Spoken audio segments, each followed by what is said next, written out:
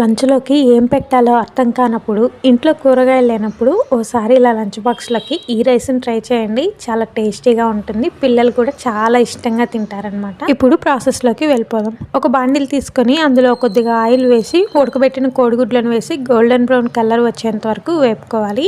ఇలా వేపుకున్న గుడ్లను తీసేసి పక్కన పెట్టేసుకొని, ఇప్పుడు అదే ఆయిల్‌లోకి కొన్ని ఎర్రగడ్డలు, అలాగే పచ్చిమిర్చి వేసి వాటిని కూడా ఇలాగ వీడియోలో చూపిస్తున్నట్టుగా వేపుకోవాలి.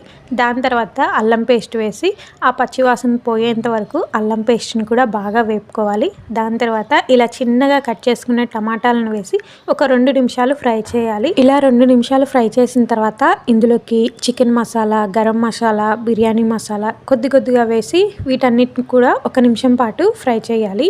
ఇలా ఫ్రై చేసిన తర్వాత ఇప్పుడు ఇందులోకి అయితే నేను కొద్దిగా పుదీనా, కొద్దిగా కొత్తిమీరను వేసి ఒక 2 నిమిషాలు అలా మగ్గనిచ్చాననమాట టమాటాలలో.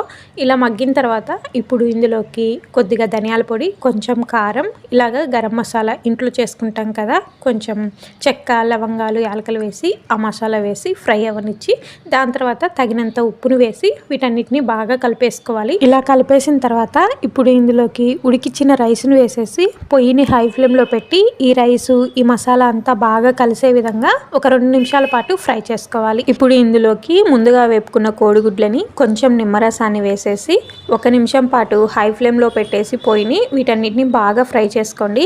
ఇంతేనండి, మనకైతే సింపుల్గా ఈ స్పెషల్ రైస్ అయితే రెడీ అయిపోయినట్టే.